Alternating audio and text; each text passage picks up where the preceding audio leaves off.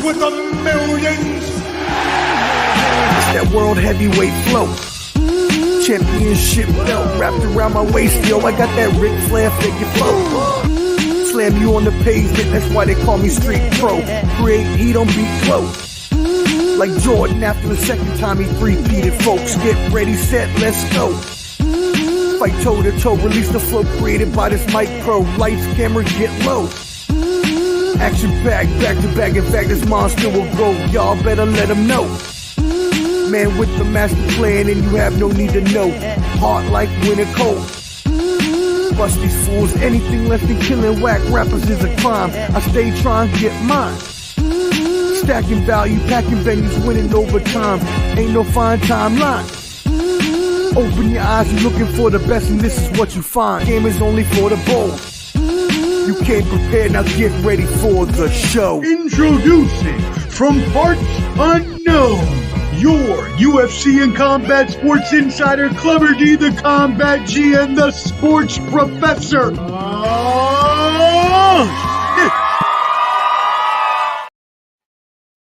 Yes, indeed. Yo, what up, friends? It is Ball and Buds in the house. You know who it is. Clubber D's Combat Sports Special with your special guest, and always the superstar of the show. And I'm mirroring it, so I think I need to go this way.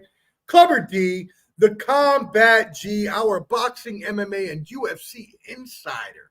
Now, please, thank you for joining us. Go ahead and subscribe at Ball and Buds to make sure you stay tuned for all of our future episodes. I am the Sports Professor, and we are here to join you again. How are you doing today, my brother? We doing good. We doing good. You know what I'm saying? It's your main man, Clubber D, but your mother can call me Dion if you see the distilled water on the nightstand. What's going on, Omar? Well, not the distilled water. I was trying to find some last night for my my CPAP, and I could not find some, so I went without.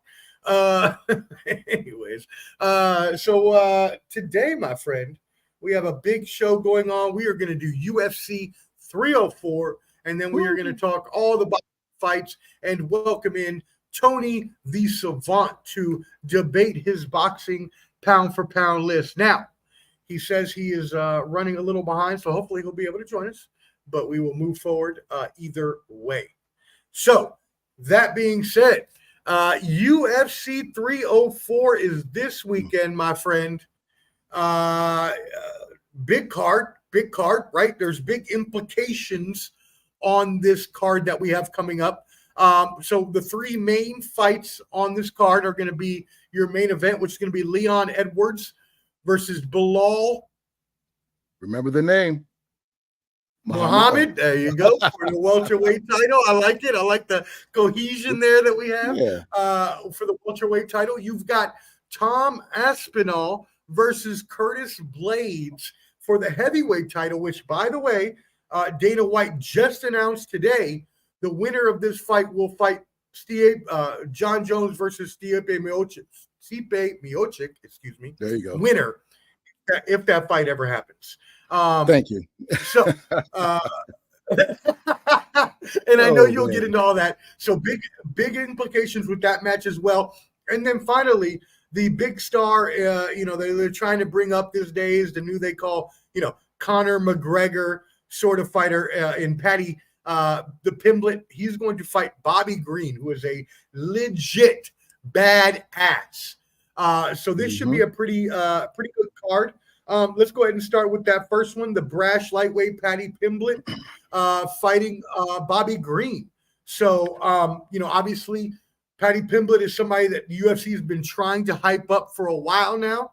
Bobby Green, though, is a veteran that has been in many of wars and has shown that he is one of the toughest fighters we've seen in a while. So what are your thoughts on this card, my friend? Well, first of all, I'm happy you didn't say Paddy's nickname. You know what I'm saying? Yeah, I'm not doing that. I'm not doing that. Yeah, I'm not doing that. For people at home, and this is a pause era, but it's Paddy the Paddy. Okay, we're just not gonna, we're not gonna do that. Do it once, and that's it. But he did an interview. It's funny because he said, "Who's your lookalike?" And he was like Owen Hart, Luke Wilson, or Owen. Like Owen Hart. Yeah. Owen Wilson. And no, Johnny no, from Luke Wilson with the nose. With the no, yeah, Owen Wilson Luke has Wilson a with the blonde hair. nose. Never mind. And I wonder if he got sleep apnea with that nose. Anyways, but and Oh! also they're saying he looks like Johnny from Karate Kid. That's another one I saw. No. Hey, Cobra Kai just started, so I'm all in. I'm all in. But you know, it's That's great. I told somebody at the gym that Bobby Green is literally the black Jorge Masvidal. If you look at his record, he is 32, 15, 1-1. Okay. This is his 50th or 49th fight, something like that. My math is off. That's a lot of fights. This dude's been fighting. He's fought everybody. I'm talking from Josh Thompson to Tony Ferguson to Dustin Poirier. This guy's been in the UFC for a long time. He fought in Strikeforce. He fought in KOT, was it KOTK, whatever it's called, but he's fought all around. So this guy's one of those fighters that is just, I want to say, gatekeeper, but gatekeeper with an edge. That's what he is. He's a gatekeeper with an edge. There you go. I like that. You know what I'm saying? But that's him. You know what I'm saying? He fought Islam on short notice and got taken out on quick notice. You know, so he's one of those fighters. Big game. He does have hands. I did call his last fight when he beat Jim Miller. I think that was UFC 300. But you know, he's a game opponent. And Patty, you look at this card. This card is stacked with people from the UK. They're trying to build their brand in the UK, and those fans are rowdy out there. They're going to be in what's called the co-op. It's the first time they're in this place. Yeah, it's the first time they're in this Manchester. arena. Yeah. Now I've been to London, but I've never been to Manchester. And you know, for it to be the co-op, I want to know if the people from The Wire are they pissed off about this? Because you know that's kind of what Marlo and all them kind of put together with you know what I'm saying? If you watch The Wire, the co-op, I'm just just putting that out there. Just putting that out. Too old? Is that too old now? Like, is that too old? Most people that watch The Wire probably got hairlines like me, so you know what I'm saying. It's probably to me, it's my favorite show of all time, one of the greatest shows of all time. Too. But yeah, mine too. Co-op arena. You know, in Manchester, first time there.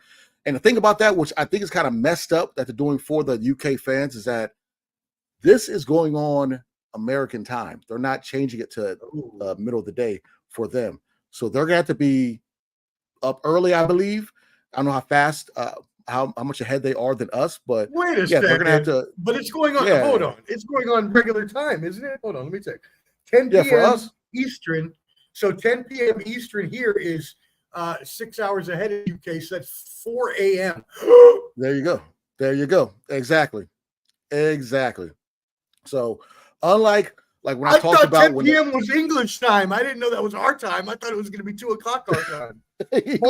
English Americans. They got these UK fighters at 4 o'clock in the morning past their bedtime fighting. Oh, that's messed up. They got most of them training. Well, no, this is a heavy UK card, so you know they're training like they're training to fight in America. So you know it's one of those things. I feel bad, but it is what it is, and you know that just shows you how much America still has control or is the top dog in the UK when it comes to the UFC. Now, Abu Dhabi, when they fought over there, they're fighting their time. You know what I'm saying? When Francis Ngannou and other boxers box over it in Saudi Arabia, we're watching it at their time because they're the top dog. So it just shows you the hierarchy of how this is going. But you know what I'm saying? And you got just like in Paris Olympics, they're not going to cater to us. They're going to cater to their time. So regardless, with me saying all that is that basically the U.S. gets a win with the timing of this fight. But yeah, Paddy Pimpleton. I mean, this is what his 6th fight in the UFC. The only common opponent they have is Tony Ferguson. The other one is Jared Gordon. Paddy had a I thought he lost, but they gave it to him anyways. They're trying to boost him. That was the fight against Gordon and Tony Ferguson. He beat Tony Ferguson while Bobby Green submitted Tony Ferguson in the 3rd round, their fight.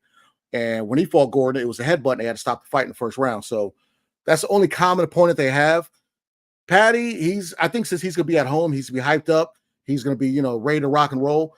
Bobby Green does stand a chance. He can catch him because he does have good power. And he's, as you can tell by his record, you know, he's a well-seasoned steak. You know what I'm saying? He's been out there, you know, he's been flipped by 4 or 5 times. You know what I'm saying? You know, he's not medium or medium rare like some folks. He's well done. So he's a seasoned fighter. But as far as him winning and losing, bangers. I'm going. I hear it. Okay. Clubs, bangers. We got Patty in the second round. Submission. How about that? Let's go. Okay. Wow. Really? Patty over Bobby Green in 2 rounds? Oh, yeah. Wait a second. Bobby ain't been overseas. Is tougher than that. He's tougher than a $2 steak, but he has not been overseas. And that crowd, he was trying to hype the crowd, get him on their side. Literally everybody was eating off of Patty's words in that press conference I saw today. That's true. It was not the energy that was in that press conference. Ole, all that stuff they be saying. Hey, I saw someone threw some a crumpet. I saw a crumpet. Bobby got hit upside the head with a crumpet. You know what I'm saying? So they're hyped over there in England. You okay? Or yeah, so they're getting it in. No bull. But yeah, I like Bobby. He's a gamey opponent. He's gonna come right at Patty, but I just think the pressure being overseas. Yes, he's been in a lot of fights, but I don't think he's fought over in England before. If he has, I can't recall, but I just feel Patty. They're trying to push him. That market is for them. They're trying to get that market. They want to do a stadium there in London, okay, in Wembley Stadium. They want that, but they got to build their stars over there. Leon Edwards is a star. Tom Aspinall is a big star. Patty Pimpleton, that's another star that they're trying to get to that level, to a Conor, and that what Conor was in Ireland. So I'm 100%. I'm going Patty second round submission. You heard it. I said it. Not Patty Pimpleton. Oh, he might be a Pimple. You sure did say. You said Patty Pimpleton. Is it Pimple? It's Patty. Hey, close Pimpleton, enough. Isn't it? Hey, I'm gonna call him. I might call him Teddy Ruxpin next. Who knows? So hey, I'm gonna roll with it. Patty Pimpleton. That's Paddington the Bear. Paddington the Bear. Danger Mouse. All of them over there. Shout out to the UK. Hilarious. Oh my goodness. All right, cool. So there's your club banger for that fight. We have Patty Pimblett with a second, not Pimbleton, Patty Pimblett with a second round KO over, that's hilarious, over Bobby Green. All right, we move on to our co-main event, the interim heavyweight title, also known as the Contender, because let's not front. We're not going to front. We're not going to act like this title is anyone's who it belongs to now. We know that no matter how much Dana White hates John Jones, he still believes John Jones is the legitimate heavyweight champion. And I think all of us believe that as well. Oh, he loves John Jones. So that being said, I don't think so. That being said, he's trying to get that undefeated off his record now, by the way. Oh, that's another thing. The UFC recently accepted 12-6 elbows as legal, and also you can kick and knee with your hands down now because you're not considered down. That came out a couple days ago. So anyways, that just came into play in my mind because John Jones beat his only loss or only decision was off of that 12-6 elbow back in 2009. There you go. So, all right. So talk to us, my friend. We've got Tom Aspinall versus Curtis Blaydes. The winner of this is going to face the winner of John Jones versus Stipe Miocic. If that fight ever happens, which I also want you to talk about. They're saying November. They're saying November time frame that the fight's supposed to happen. So, I hope so. We'll see. We'll see. It's been like a year. I know. John Jones has the luxury of I know he got hurt, but this guy can get in trouble, be out for 2-3 years, get in trouble, come back, one fight, get in trouble again, be out whatever he wants. Yeah, he did. It's crazy, but whatever. I can't bet against him. I would never bet against him. So Aspinall is the favorite in this matchup, a big favorite too. Yeah. He's a favorite to win inside the distance at 300, but he's also above 500 to get the win in general, or negative 500 on the overdog. So, what are your thoughts on this fight, my friend? Does Blaydes stand a chance? People got to remember this is a rematch when they fought in England. I think it was about a year ago or year or some change ago. But Aspinall, he got his first UFC loss against Curtis Blaydes because he tore his ACL in that fight, in literally like 2 or 3 minutes in the first round. He went down, tore his knee. So this is like a rematch. So I don't know how much that's going to be in his head as far as moving forward with this fight. But, He's 8-1 in the UFC, and his only one loss is that unfortunate situation where he tore his ACL. And overall, he's 14-3. He has a great MMA record, 11 KOs, good on the ground, a very good stand-up fighter. Aspinall to me reminds me of a not as good jiu-jitsu, but no, that's just because they look alike. But I like a more athletic, way better stand-up Frank Mir. He's very light on his feet for someone that size.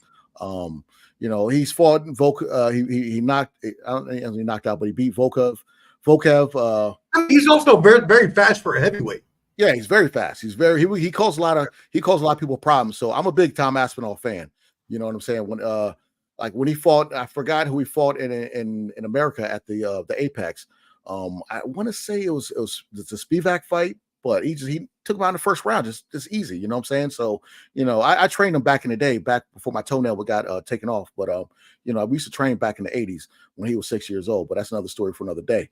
But Curtis Blades, this guy is probably one of the best wrestlers. Well, John Jones wrestler is at heavyweight now, but he's one of the better wrestlers at a heavyweight. He's Curtis has been around. He's 33 years old. He's fought a who's who. He has a memorable elbows against Overeem when he busted him wide open and just blood just going everywhere. You know what I'm saying? So he's fought a who's who when it comes to heavyweight. His Francis Ngannou fights, his Derek Lewis uppercut that he took, but all his other fights. Curtis Blades looks good, and him, not to be mean, and Darren Sproles, they're advocates for people with speech impediments. They both stutter. So he's very helping people with that affliction. You didn't the running back. The running back. Oh, okay, go. You're talking. That's bad stuttering problem. Okay. Bad stuttering problem. They help others who have that speech impediment. To say, hey, don't let people make fun of you. You can. You're still normal. So he's an advocate of that, and I like him. He's a really good fighter. My only issue was when they did lookalikes, and I'm not gonna say exactly what I think he looks like, but he was like, oh yeah, people say I look like a Gerald Levert. Or no, Teddy Pendergrass. And he was like, yeah, they say I look like this guy. I was like, this guy, you don't know who that is? So for him saying that, I had to roast you. Like, who raised you for you to say who is that? So to me, he looks like one of the people that rode a motorcycle in the Wiz. That's all I'm going to say. But when it comes to this fight, if it goes more, I think this fight will probably. I don't think it's not going to go 5 rounds. But I'm 100%. I'm going Tom Aspinall. He is going to feed off that crowd. He's going to be cautious the first 2 rounds because of his knee. He doesn't want no freak injury or accident to happen. So I'm going with Tom Aspinall, and it just will probably be a 4th rounder. 4th round. It's hard to pick the type of win they're going to do, but I'm going on a limb. I'm going to say knockout. Okay, watch what I say with Patty flip-flop, where Patty knocks him out and Tom Aspinall submits, but I'm going with Aspinall 4th round knockout. And so what would you say, though, and let me counteract this with a little bit of, just to play a little advocate here. Curtis Blades has very high-level power. Can he catch him? Debatable. Is that debatable? Okay. His stand-up. Okay. So Curtis Blades, his stand-up is not that. It's good, but it's not that good. It's not at Aspinall's level. So Blades is the way better wrestler than Tom Aspinall. Okay. If Aspinall can stuff the takedown and stop him, he can't stand up with him. There's no way he can stand up with him. So that's where I say that 4th round's kind of a stretch. It might be quicker than that, but if Aspinall can stop the takedown and force this to be a stand-up fight, he's going to beat him. Now, if for a caveat, if Blades can't take him down and he can't stop the takedown, it's gonna be a ground and pound the whole way. Like Blades will just take him into deep water, just keep ground and pounding him, and win that way. But I feel that Aspinall will stuff his takedowns and keep it standing up. And when it's on the feet, I don't think Blades could he can't compete with him. He can't. I don't see it. Okay. So 4th round TKO. 4th round TKO or KO. Just like last Friday when I was at the doctor's office. They knocked me out. Oh, knocked him out to put the fingers up the butt. Well, no, actually, no, they didn't. No, they did not. Okay, all right. I don't know what Yeah, I actually didn't get that. All right. We didn't dig too deep into that, friends.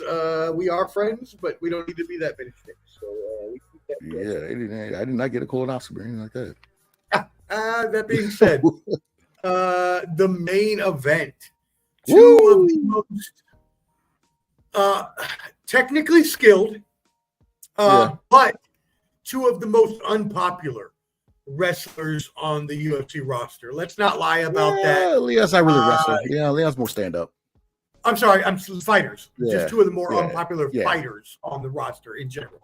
Leon Edwards has a 13-fight winning streak, 3-fight title defense, but still wasn't even considered for a title defense until his 10th fight in a row that he won. And the same thing happened with Muhammad. This is his 10th fight in a row before he got his title shot. So clearly Dana White has been not seeing their potential in terms of marketability, but a fighter that performs as well still deserves their shot at the championship. And so that's where Bilal Muhammad comes in now. So obviously this is for the welterweight championship. And Edwards is a great guy. We know he's a great grappler, right? We know that in this matchup, he is going to be the longer fighter, but also more sharper. Muhammad will have to pressure him. So what are your thoughts? And can Muhammad, Bilal, I love to say, remember the name, Muhammad. That's right, Muhammad. How can he, or can he, beat Leon Edwards, or does Leon Edwards continue his 13-14 fight win streak?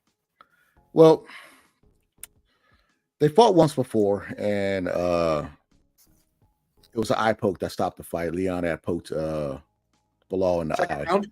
And second round. And the thing about that, the last time he fought in England, he fought it was the rematch for Usman. And when he fought Usman, this man had his finger in his gloves. He grabbed the fence multiple times. He kicked Usman in the nether regions multiple times. In the nether regions. So for some reason, he likes to cheat a lot. I'm not saying he's a cheater, but I'm a big Leon Edwards fan. But against wrestlers, he kind of, and Herb Dean didn't do anything. Like, he just took 1 point, but it's like, bro, he doesn't grab the fence on takedowns and stick his finger in the glove so he can't do anything. He's on a crazy streak, and the people, you look at the people he's fought, Leon Edwards hasn't lost a fight since 2015, and that was to Kamaru Usman. And he's beaten Usman twice, Kobe Covington, Donald Cerrone, Nate Diaz. He's fought a who's who and beat them. Who's who. Right. Yeah, he's done what he has to do. It's just, Dana White likes who he likes at 170 and other divisions. Kobe Covington, he's a good old boy. Who he's representing for. But Ricco's got to win. But you look at Bilal Muhammad. See, Bilal should have had the title shot before Kobe, because Kobe didn't do anything to get that title shot. But the issue with Bilal Muhammad, we know the issue. We do. But one of the main issues, he's 23-1. The one no contest come to Leon Edwards, but he has 17 wins by decision. 17 wins by decision. So that means people want to see knockouts. They want to see knockouts. They want to see this. It's kind of like in boxing, what we'll talk about later. Yes, there are boring fights when it comes to MMA because you're used to people just standing up and rock them, sock them. Correct. But there are some things of just ground and pound and controlling your fighter and forcing your will on them when it comes to the fighting. And some people don't like to see it. Some people do, and it's not against you if you're a fighter that does that. Like John Jones does not knock a lot of people out. John Jones. It's just not as popular though with the crowd. Like, it's not like people. That's not what people see when we see like people Khabib, dancing Islam. Around, They didn't do that. Exactly. Yeah. So it's like when I was on Tony Savant's stream that one time to other folks, we were talking about the issue of boxing is that nowadays the casuals have a voice and they like to get on these platforms and do like we're doing and just talk trash but they don't really understand the sport, And same with MMA. Okay, the object of MMA is to win. It's not to just I'm standing in the middle of the cage and just swing like Max Holloway and Dustin Poirier, or I'm sorry, Justin Gaethje. So you don't have to do that to win. So you can just take them down, try to submit them or ground and pound them for 5 rounds. If they can't get up, that's on them. So, people might label him as a boring fighter, but Bilal Muhammad's a good fighter. He's a damn good fighter. And yeah, he's a good fighter. They had a interaction in an elevator where Muhammad was in the elevator with his boy, and then Leon Edwards' whole crew walked in the elevator, and Edwards, his guy, was like, I smell, you know what?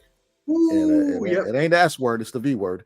And Bilal Muhammad's like, well, that's because that just walked in the elevator, so they were kind of chirping back and forth. Hey, I give him props. He was only 2 deep with like 5.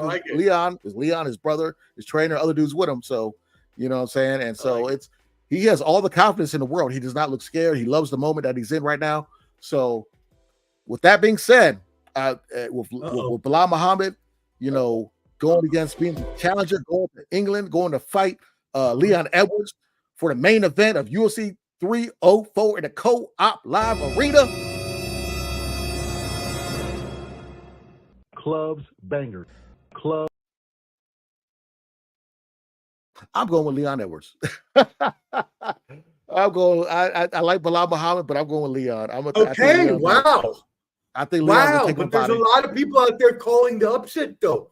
A lot of I know, and this is one of I will not be surprised. Just like the previous fight with Curtis Razor Blades. I can see Bilal Muhammad winning. I can 100% see this a 5-round fight when Bilal dominates 3 of the 5 rounds. Okay, I can 100% see that. But in my gut, which is very large, I feel like Leon's going to take him up out of here, like in the 3rd round, 3rd or 4th round. It's not going to go to distance.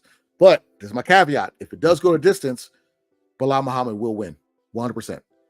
I'll say that. Okay, so we go. All right, y'all. You heard that first here with Clubber D. If the fight goes the distance, if you think it's going to go the distance, you definitely want to put your money on Bilal Muhammad. If you believe that Leon Edwards can get him up out of there within the 3rd or 4th round, as Clubber D has predicted, then make sure you go to DraftKings, FanDuel, ESPN Bet, or all the other ones that want to sponsor us here on this show.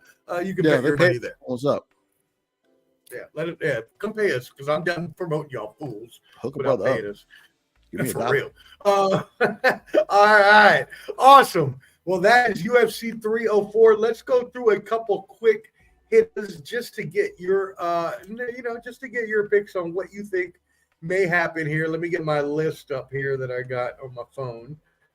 Let's see. I want to make sure I got all the fights correct. All right, here we go. So, how about club banger for Arnold Allen versus Giga Chikadze, who's from Georgia. Gigi, yeah. That's actually a good fight. That might be low-key fight of the night.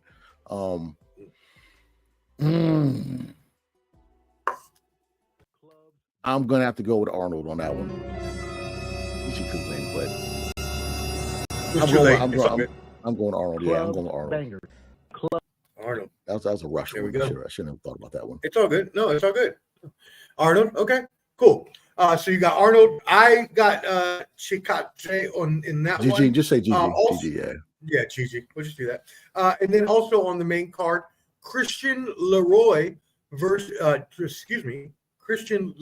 Duncan at middleweight versus Gregory Rodriguez.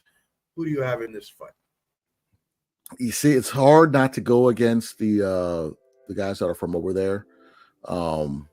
But that's why they put him in the card, right? Yeah, makes sense. Yeah. I'm gonna go with Christian also. Okay. And now there's one that everybody is talking about. It's on the early prelims. I don't know why this guy is on the early prelims. Manel Camp. To what Manel? Yep, you already know. Versus Mohammed. I'm going with him. That's my guy. I'm going with Manel. Okay. That's all day. Yeah, that's my dude right there. He should not be on. He should be on either the main card or the best of the prelims. Neither one of them should. Muhammad Yeah. Makabe is good too, so he shouldn't be on the early. This is not the prelims either. This is the early prelims. This is like the beginning of the beginning. Like you're not even on ESPN. Like what? He is the most like one of the most feared guys at his weight class, and he was the one that stood up to Israil Adesanya when they were in that press conference when they were talking junk and against Sean Strickland, and he said something to Adesanya's teammate, and Adesanya told him, "Sit down, you little bit." He goes, "Who you talking to, you little bit?" They had to separate the two. So, nah, I like him. He has no fear, no fear. Word up. All right. Well, awesome. That is our UFC coverage. 304 this weekend. Y'all make sure you go ahead and check it out again. Remember, it's 10 p.m. Eastern, 4 a.m. London time for all our London fans out there, all our UK fans. That being said, while you're here, make sure you smash that subscribe button at Ball and Buds. Make sure you subscribe to our YouTube and follow us on IG. And as well, Clubber D got a TikTok, Clubber.D on TikTok. Y'all better go follow because he's got them videos coming. I'll be dancing on there. I'll be dancing. I'll be doing little videos of fake pranks, all that little stuff y'all be laughing at. That's fake as hell. I'll be doing that stuff. You know what I'm saying? Mm-hmm. So I might do an electric slide on there next, or a cha-cha slide. You never know. Hey. Shout out to my boy Chris Brown, who just did 20 years in the Coast Guard. We were just celebrating that this past weekend. So shout out to my boy Chris Brown. 20 years Coast Guard. Hats off and hairlines off to that man right there. My friend, thank you for your service. I love you. I know we haven't seen each other in a while, but I hope you're doing well. I saw the pictures. I'm glad everybody had fun. I wish I could be there. That being said, thank you, Chris, for your service and all of our service members. Let me move on now to boxing. It looks like Tony the Savant is running behind. Will we have another no-show? I don't know. I know he was calling out Canteen and on the chat for not showing up on Tuesday. Yeah, but what was going on the bottom line? The bottom line was like, "Hey, we'll be on at this time." No, y'all weren't. Well, you know, my man Canteen was stuck in traffic, but can't tell nobody. It's okay. It's all right. Right. But before that, someone who likes to lead the show decided to talk about everyone else not letting him know when they were not able to be on, even though I don't know 2 days beforehand. And then he talks about the same day. You know what? Let's just keep moving. I love you, Flo. We keep it moving to boxing news, my friends. So just to recap the past couple weeks that happened, Teofimo Lopez beat Steve Claggett. We had Bam Bam Rodriguez for the victory over Estrada. Yes, sir. And now we had Shakur Stevenson with a lackluster. I watched it. I was not. It was okay. It was okay. Victory over shit. How am I supposed Arvidas, Arvidas, David Arvidas. Spinach artichoke. CJ from Good Sports TV calls it spinach artichoke. There you go. Boom. How do you feel about that fight? Well, people are saying it was bad. It was not as bad as people would think. So is Edwin Dos Santos fight. The fight before that was terrible. All he did was run. He claimed he had an injury. Is what it is. This fight, he stayed for the first 6 rounds. It was good. He stayed in the pocket. He was doing what he was doing. I want to say the 6th or 7th round when they showed a slow motion replay, you see him punch, and his fist goes above dude's forehead. Okay. Mm-hmm. Since then, he's in the pocket. He's in the pocket. Pop shots, get out. Pop shots, get out. He doesn't want to let his hands go. Bud Crawford, Andre Ward told him at the end of the fight, you gotta let your hands go. Like he was getting from that round, he was scared to get hit. I don't know what happened. When he took his gloves off, he said, "My hands." They was like, "Which one?" He said, "Both of them." I know boxers like Mayweather, they have bad hands. Mm-hmm. It's known they have bad hands. So I don't know if he broke his hand or they're just sore. But the fight, it wasn't as bad as the one before. It wasn't as bad. And a lot of people were just coming off of seeing Take knock somebody out. So for some reason, they think all boxing is just knockouts. It's not just knockouts. You can outpoint somebody. It's perfectly fine with doing that. Because as much as Top Rank sabotaged him in that fight, showing the crowd leaving, which they've never done with anybody else. They did the same thing with Devin Haney when Devin Haney fought George Kambosos down in Australia. They said they showed the numbers how many times Haney clinches during the fight, but they never showed how many times Kambosos was clinching. He was clinching more. So they were doing little things because that was his last fight on Top Rank ESPN. So people got to take that into consideration before you talk about, oh, he sucks. He's this, he's that. Okay, he's that because that's what Tim Bradley and everybody is kind of being paid to say. They were kind of sabotaging him because he wasn't signed to them. That was his last fight. So that's the narrative that they're pushing. And like, I'm not gonna lie, like from round 6, 7 on, he didn't look that good, but it wasn't like the last fight where he was just running. And people got to understand, you don't need to knock somebody out to get a win. And these pillow hands that Teofimo Lopez likes to tell other people have, he looked like dog shit his last fight. He fought a cab driver and looked terrible. Okay, he only had about 2,000 people in his arena where he fought in Miami. Steve the taxi cab Claggett. Don't that sound like a cab driver or Uber driver? Like who did he fight? And then at the end of the fight, Teofimo looked like the Elephant Man. So it's like, why would you talk trash about others when you're not putting on good performances? That's hilarious. You had about maybe 3,000 people in your fight. Shakur Stevenson had about 8,000-9,000 at the Prudential Center in New Jersey, where he's from. So you're not a draw in New York. He's a draw in Jersey and a draw in other places. You can say what you want about Shakur, but he had the most viewership with 1.2 or 1.1 million viewers for ESPN, the most all year for any boxing. So he is a draw, more than Lomachenko, more than Teofimo, more than any of those guys. So they can say what they want about him not being able to draw, but he is a draw. Now he's a free agent, and I don't think Tank fight is in the works. Let's talk about it. I hope it's in the works. I pray it's in the works because now Tank all of a sudden wants to get belts because he's about to turn 30 and only has one belt. While there's other guys, Shakur, say what you want about Shakur. This is a two division champion, two unified, three division champion. 3 division champion, 130 and 135. Yep. Unified, which is more than one belt at multiple divisions, and also he's an Olympic silver medalist. So he's accomplished. Okay, Tank, you fought a lot of flat-footed people that walk towards you. You won't fight the brothers. You just fought one. This is great. Now let's fight everybody else. I'm tired of them saying, "Oh, he's the best. He's the best." Well, fight the best. Now you're on top. You don't have Mayweather. Okay, you wanted Lomachenko. I'm sorry, hit my mic. Lomachenko wanted to fight you back in the day. Mayweather said, "No, we don't want to do that." Now you want to fight Lomachenko. Lomachenko just did a pump fake. Said, "You know what? I don't want to fight you now." So don't get mad because you did it to him 3 years ago. So check this. We have actually, before you keep going, we have a mailbag question from our boys, Daniel Barry's boys in Australia, asking about that. So the talks between Tank Davis and Lomachenko have broken off, and now there's talks Davis versus Stevenson. How likely do you see this fight? And as well, Lomachenko is still mentioning a 2025 fight against Tank Davis, so he's just pushing back the time. What do you think about this news? Lomo's just playing. He's playing games. He's just based because Lomo won in 2 fights years ago, and Mayweather, who threatened Tank after they got into a first riff or second riff, that you keep it up, I'm gonna put you in there with Lomo. Lomo was calling for that fight years ago, and they said no. Mm-hmm. So now you want to fight me again? Why should I be so rushed to fight to sign this?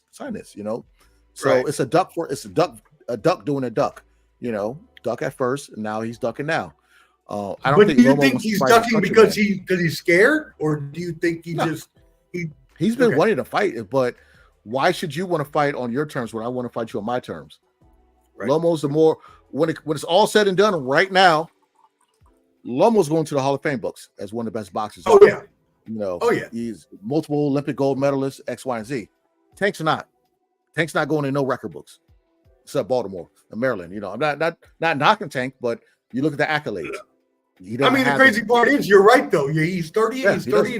28 KOs, but you're right. He's fought basically nobody. Yeah, and he's about to be 30 years old. Shakur, Haney, even the racist cheater, they're all in their mid-20s. You know what I'm saying? So Tank's 30 now doing this stuff. So it is what it is. And I ain't gonna mention the race. He didn't do nothing. So no, he don't deserve a mention. Like Ben Rodriguez, another young person. You know what I'm saying? Like he's another 29, young person. Not 30 yet. But yeah, and Bam Yeah, Rodriguez. no, he'd be 30 like what, like September, October, something like that. Yeah. No, being technical. So it's, someone called him a 30-year prospect who was talking about it. I was like, ooh, that's kind of true. 30-year prospect. But Mayweather marketed him great. He made good money, and hats off to him. He's, and my criticism on Tank is because I want Tank to fight the best. I'm not hating on him outside the ring. Yes, I don't like what he did outside the ring, but in the ring, I like watching him, but I want him to see the best. You see this person on his shirt? That person fought the best. He wanted to fight the best. It wasn't about, oh, I got a Rolls Royce. So that's the boxing that I like. A lot of these common folks are just saying, oh, he makes money. It's not your money. Get out of his pockets. I'm here to see him fight the best. All right? So calm down, people. That's what boxing is. It's about fighting the best. So now let's move on to his potential opponents, right? Because we mentioned Shakur Stevenson, 22-0, is in the realm of possibilities as the lightweight champion. But you've also got a rematch with Isaac Cruz to defend the 140-pound title versus Jose Valenzuela next month. Could get the winner of that. Could also fight William Zepeda, the number one lightweight champion with all 4 sanctioning bodies. So what do you foresee happening with Tank Davis? Is he going to fight Shakur Stevenson? Well, here's the problem. Let's talk about Williams. First of all, Isaac Cruz. He's at 140. He's a WBA champion 140, fighting Jose Valenzuela. Raylo. He's fighting him on a Crawford undercard.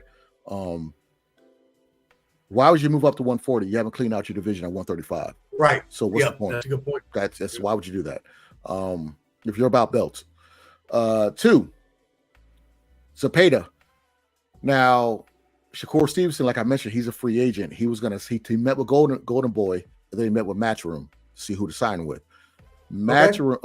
Golden Boy, he didn't sign with Oscar, so he was talking to Matchroom. He didn't sign with them, but Oscar comes out and goes, the WBC has ordered William Zepeda to go against Shakur Stevenson because he has a WBC belt. What does Oscar De La Hoya do? That's Oscar De La Hoya's fighter. He goes, whoa, WBC, why do you order this? You never ordered David Benavidez against Canelo in 3 years. So now you're having your guy duck his mandatory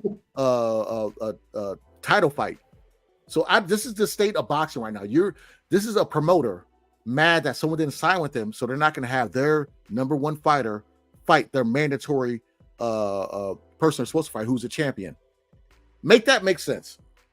This is boxing. What? Make that make sense. I mean, this is the corruption of boxing. I can't stand it.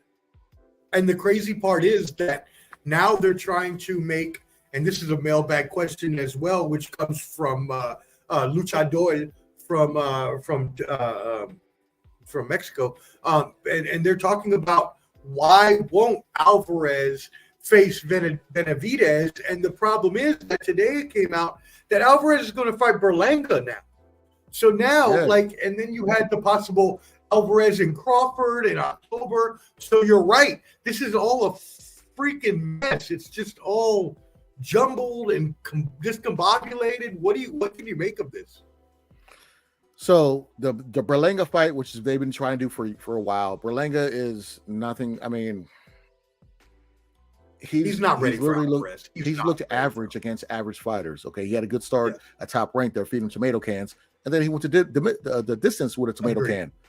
Me and my brother and Francis saw that down in Orlando at a cigar shop. I was like, what the hell? So I don't understand this because he's the WBA regular champion now. David Morrell was that champion for 4 years and should have had that Canelo fight for 4 years. Never got it. So now he's moved up to light heavyweight to fight on the Crawford undercard, just like how Benavidez moved up to light heavyweight because WBC wouldn't order that fight on the last card on the Tank undercard. So that's the corruption in boxing. So now you have Berlanga, who hasn't fought nobody, going to get a shot at Canelo. It makes no sense. Make that make sense. I can't hear nobody defend it. If you're a Canelo fan, you defend this. You're obviously just drinking the Kool-Aid, okay? And that's fine, but just be honest with yourself. And as far as Crawford, like for me, I heard, and it makes me mad because I know Like, yeah, you got to feed a great fighter, good up-and-coming prospects. And Berlanga is a good up-and-coming prospect. He knocked out, like, I think it was like he had a first-round knockout, like his first 12 or 14 fights in a row. Then he was knocked out. humbled. And then he got humbled. And so you got to realize when there's a discrepancy, when there is a levels to this game, as they say, and it's like, okay, why do we keep feeding this man these people? Can we please, for the love of everything that is holy, get this man in the ring with Benavidez or someone that will put up a challenge? Because honestly, I'm kind of souring on Canelo's legacy. He's got this huge legacy of being one of the greatest fighters ever, which he is. But if you don't fight nobody, I'm gonna start losing respect. I don't even know if he's one of the greatest fighters ever, because if you look at things, who in these big high level fights, who has he dominated? Nobody. I mean, I can't disagree with that. When he's fought a top level person at his level, not no small person moving up, but a head to head person his level that has a big name, he has not dominated anybody. That's true. I knew Canelo had a complexion for the protection when he won a judge over against Mayweather. Mayweather beat him every damn round, and it was a split decision. That's what I knew. Something's up with this guy. They're pushing him because of his looks. They got him. It's got to be because of that. It has to. I can't even disagree. I can't even disagree. It has to be. Okay, because some of the scorecards that Canelo has been on, and he's won. The Mayweather one was the biggest one. Like, what? Him? He didn't win maybe one round against Mayweather. And it was a split decision. Get out of here. If you fight Canelo, you got to knock him out. When he fought Bivol, it was a split decision. And Bivol whooped his tail all the way through. So when you fight Canelo, it has to be dominant, and you got to like knock him out or something, because it's the fix is already in. He, like I said, even though he's from Mexico, he has the way he looks, complexion for the protection. You know what I'm saying? It is what it is. I heard that on still from my man CJ Goodfellas Sports TV. You know, he pointed that out, and he was like, hey, if Canelo looked like I'm not gonna say it. I'm not gonna get canceled.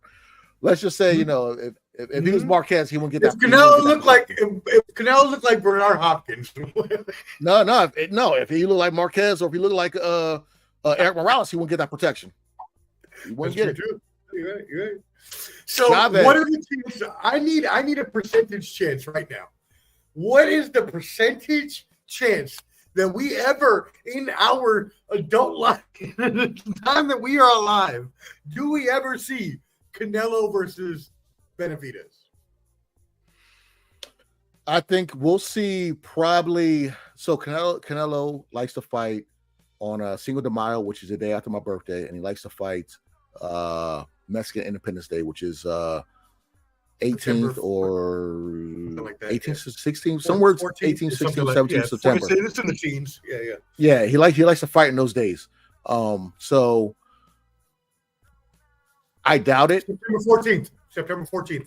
14th. Okay, I know it's around there. Berlanga. Yep, that's where you fight Berlanga. So for me, if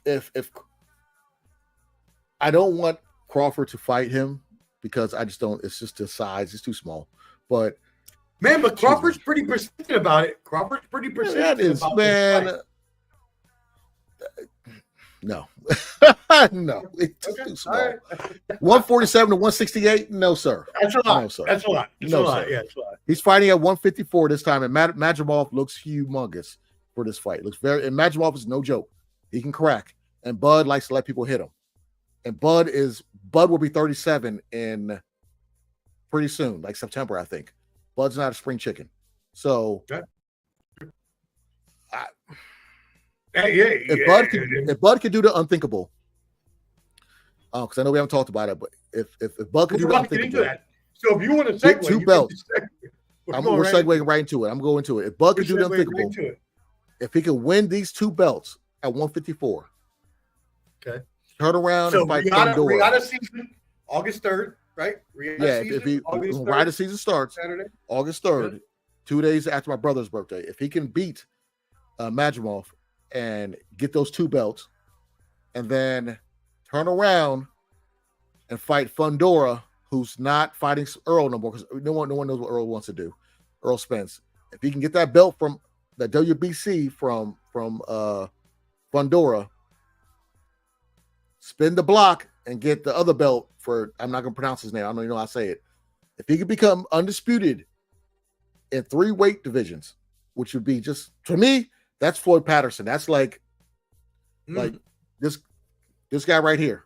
That's like his level, like, of all time. Wow. If he could do that, Bud's up there, top 5 all time, whatever.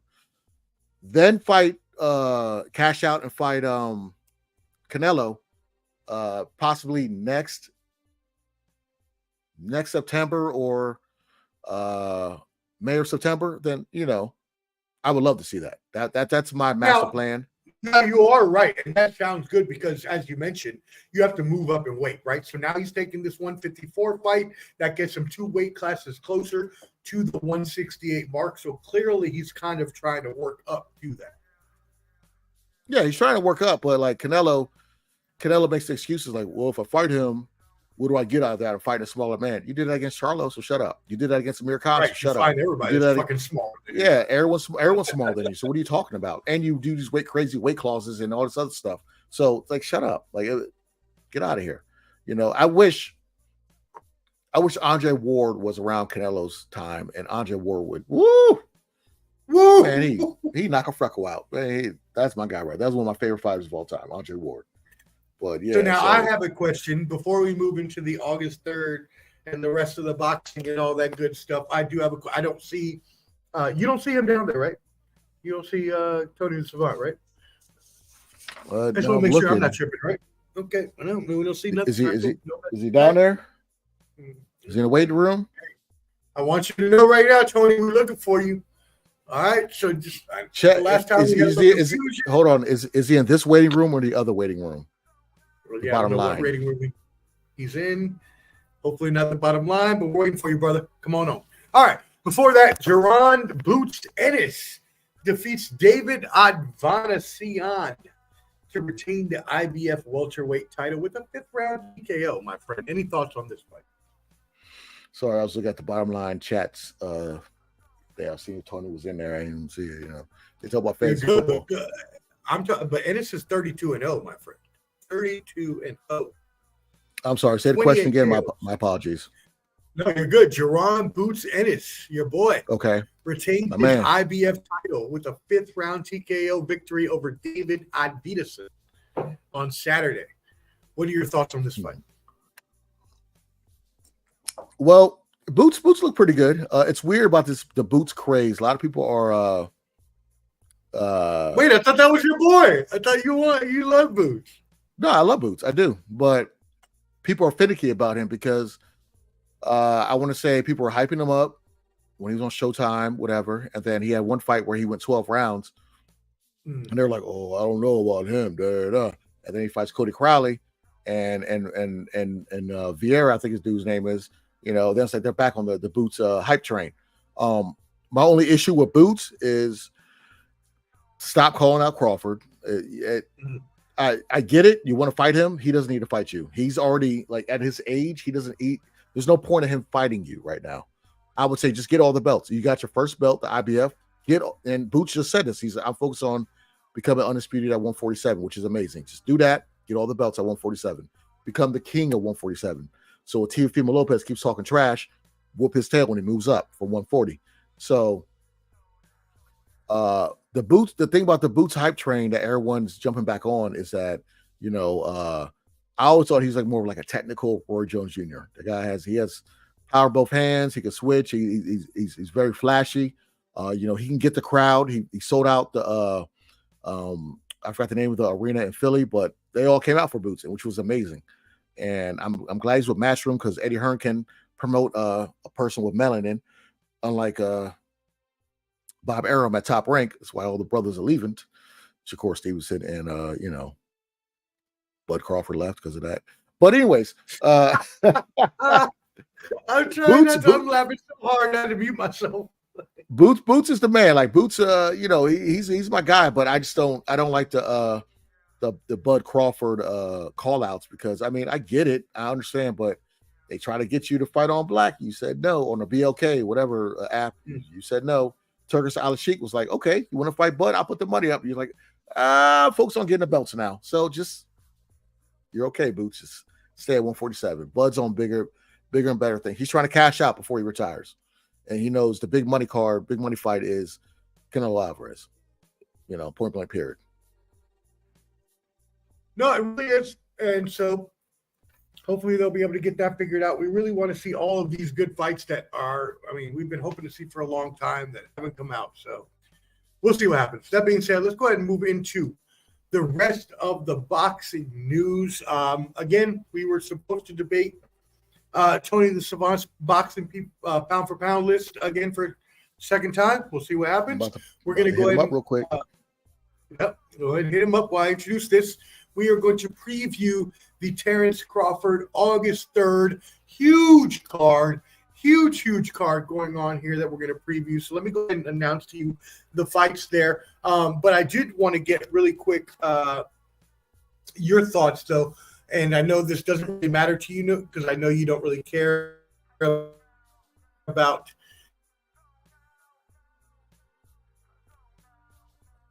Uh-oh, we lose you? Oh, did we lose you? Omar, we lose you. Did you mute yourself? Oh, I think Omar muted himself. Yeah, I think he muted himself. He's talking. I can't hear him. Did you mute yourself? Oh, 1 second. But yeah, so hey, if you guys are tapped in right now, I appreciate you guys for listening to that. There you're now you're back. You're back. I can hear you. Can you hear me? Okay, cool. All right. Yeah, we're filling stuff. Okay. Yeah, I can hear you. All right, cool. Yeah, my bad. I should not have been fiddling with stuff. I definitely was. That was my fault. Yeah, I know. I definitely hit the wrong button when I was trying to All right. Anyways, so all right. So my Jake Paul was what I was trying to ask about. I know you don't want to talk about him.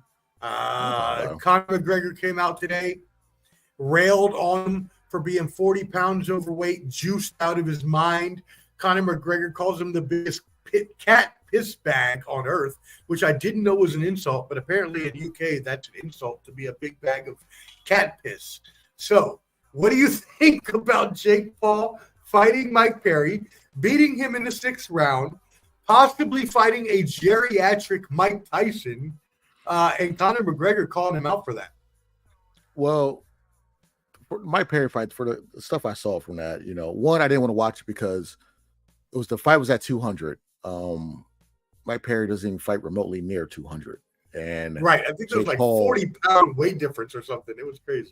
Well, Jake Paul got to 200, but who knows how much I don't know if he ballooned up for 240, but he's a bigger guy than Mike Perry, you know what I'm saying? And Mike Perry is, allegedly, it's there's no drug test, and a lot of these commissions don't do that stuff. But and that's what Conor called him out too.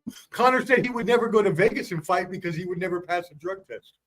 Well, Conor's he's glass house, okay? Glass house. Look how big you are right now. Glass house.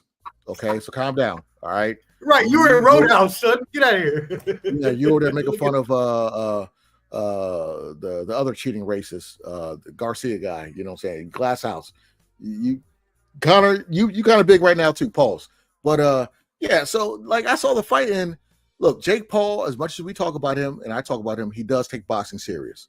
Now, what he puts in his body to amplify him to get to a certain level, who knows? We do know, but whatever. Until he's caught, I'm being nice about it. Mike Perry, if you ever seen him do MMA, he did that Triller boxing when he was like team Rampage and against Shannon Briggs team. He fought a boxer, but they had different type of gloves, and you can kind of clinch a little bit in that type of boxing. And he got rocked a few times, but his style is to get hit and come back at you. His footwork is not the same as regular boxing. That BKFC is great, but that's not boxing. So that's not the sweet science. Jake Paul understands the sweet science. Okay, he's been doing it for a couple of years now. And when at the interview at the end of the fight, Mike Perry was like, he was quicker than I thought. He was hitting from spots I didn't see, and that's where I tell folks, When it comes to MMA and boxing, it's totally different. You know, even Julio Cesar Chavez Jr. fought, what's the dude's name? Uriah Hall, who's an MMA fighter. You know, he knocked out or he fought Adrian Peterson or Le'Veon Bell, one of the two. But you know, he's another MMA guy going to boxing, and he said that he punches, but his power is not boxing power. And you guys understand that, like the punches are totally different in boxing. The angles are totally different in boxing. So if you're not used to that, somebody that's a boxer can pick you apart. Look what happened to Joshua and Francis Ngannou. You know what I'm saying? Fury took that fight, didn't take that fight serious to try to win in on a whim, fat as hell, and got embarrassed because Ngannou has like power. But when you're not a heavyweight and these lighter weights, no, I'm sorry. And Jake Paul, he's getting better. Don't get me wrong, but if he fights a real fighter, that's gonna be the real test. Anderson Silva's not a real boxer. Nate Diaz is not a real boxer, not even close. Mike Perry is not a real boxer. And the dude he fought down in Puerto Rico, the Uber driver, that dude ain't fought in like 6 years. God bless. What was that guy's name?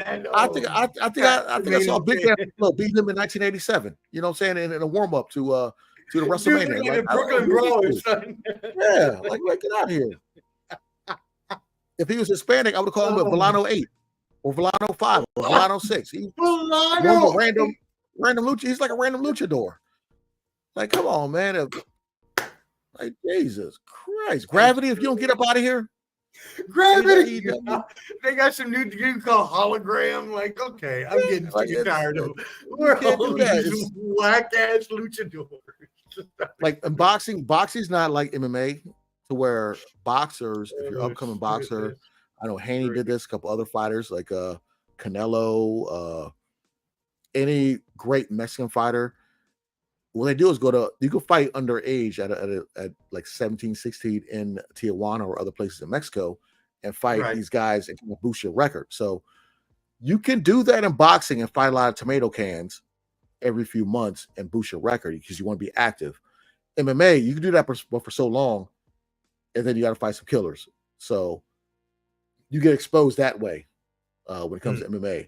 And when it comes to boxing, it's Mike Perry. Yeah, I like him as a BKFC, like bare knuckle fighting. That's all him. But put them gloves on? No.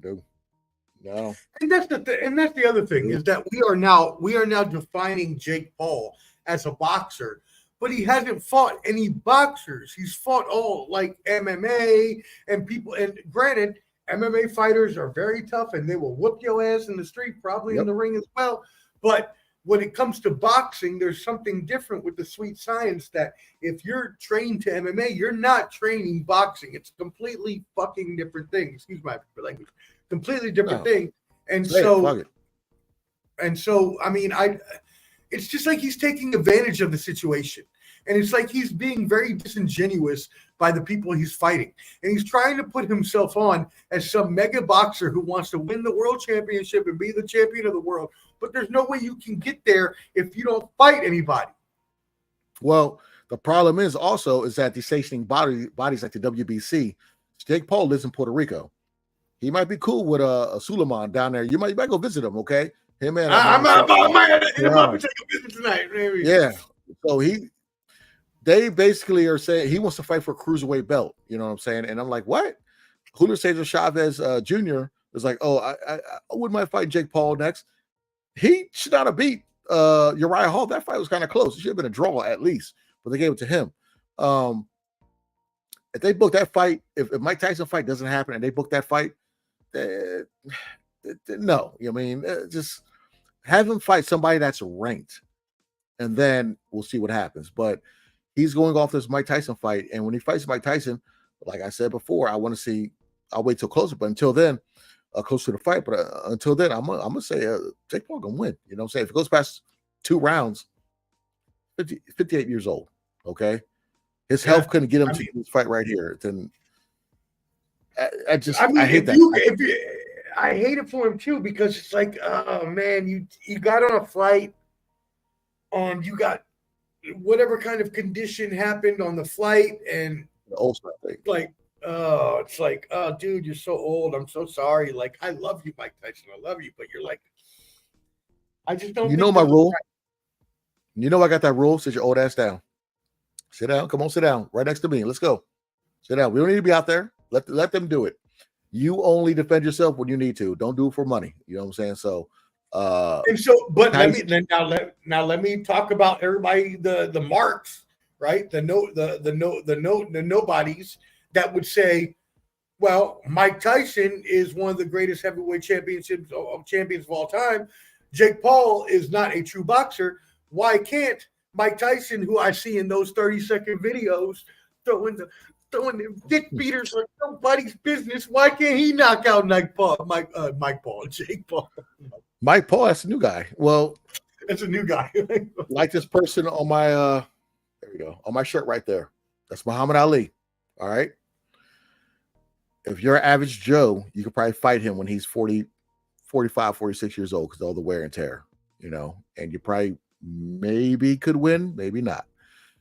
Father Time is undefeated. Okay. Only time Father Time is not undefeated is for J-Lo. And if you're hearing this, J-Lo, you know, I got you. Woo! But Father Time's undefeated. You cannot beat that. I don't care how many stem cells you take, how much herbal pleasures you have, how many edibles he takes. It just is what it is. If you saw the fight with Roy Jones Jr., which is basically sparring, Mike Tyson looked like dog shit, and that was a small ring. And that was what, 3 years ago? He looked like dog shit. So did Roy, you know, and granted, both of them not even close to their prime, way past their prime. But it was great. It was great pandemic entertainment, because that's where we saw Jake Paul knock out Nate Robinson. He was the first person on the futon. Left him on the couch. Just face down, you know what up. You know, just like Snoop's cousin, Slive, which is H2O, the young fighter who got knocked out on the same card. Bad. It's Snoop Dogg's cousin. He's actually a decent fighter, but he kind of backed up a certain person who has some racist remarks and cheated. So I was like, nah, bro, you going against the brothers? Nah, you see what happened to you.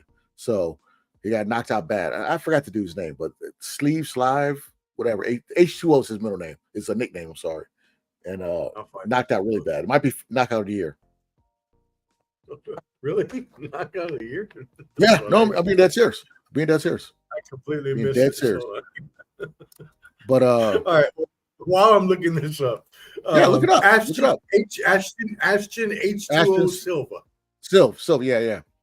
That I don't know if you can pull it up with the screen right here, but it's I'm gonna try, but we might get a copyright, so I don't know if I should. But yeah, we're not gonna do it. But just know we're not doing this. We're not doing that. But Snoop's cousin, he got knocked out big time. If you're watching it, I'm gonna look at your facial reaction. But so you know, Jake Paul, I'll give him credit for showing more, putting light on women's boxing, you know, for Amanda Serrano and that Katie Taylor fight. That's gonna be the real fight that I'm gonna look for on that Jake Paul Mike Tyson undercard. That fight is gonna be phenomenal. That might be fight of the year type fight. Okay, the first fight was candidate for fight of the year. You know, just like Rilo when he goes against Isaac Cruz, his knockout last year of Chris Colbert, that was up there for knockout of the year in my books that we had on the show. So, look here, Jake Paul, you fight Tyson. Oh no! There you go. No. See? Yep. Yeah, he sees it. Oh, he's dead. Is he dead? Yeah. Is he dead? Oh my God. He was planking. The dude was planking. Yo, this guy's bringing him up. This is young. With a if you would have bet on the other guy, you probably would have 1,001.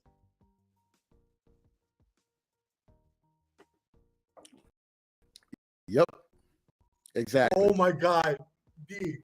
So I wish he was knocked out you like guys no could one see I've the ever knockout seen. we're talking about. It's going to be on our knockout of the year, but this was bad. Oh, it will be. This is bad. Go look it up. It's Anton Silva. Just put Anton Silva KO, and you'll see it. And the dude hit him. I don't know who he was fighting, but the dude hit him with a right hook and then a left hook and just a left uppercut. and that left uppercut just sent that dude to the face. Boom, face down, as Cleverly said, face down, ass up, and his legs were crossed when he fell. Is he okay? His legs were crossed. I hope he's okay. Jesus, like Jesus Christ, that was a bad one. That was terrible. That was bad. That's very bad. Wow. All right, y'all check that out. If not, you'll see it on our year-end review in the knockouts. But go check that out because that was wild. Wow. All right, I guess we're not getting Tony on again. Clubber D. I don't know what we should do. Let me check. Sent. He hasn't responded back. And he was active 33 minutes ago, so he's been active. I'm checking the I'm checking our behind the scenes stuff. I'm just Kermit sipping my whiskey. You know what that means. Look, I mean, we've invited Tony on 3 times now. I love you, Tony, and I know you got fam, brother, and that's perfectly fine. I hope you and your family are blessed, and I hope everything is okay.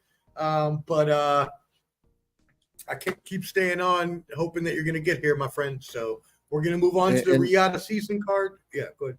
In cool news, I'll be interviewing a young up and coming fighter from the Northern Virginia area with my boy Josh from 86 Boxing tomorrow night. It's gonna be him and a couple others. What channel is that on? Do you know?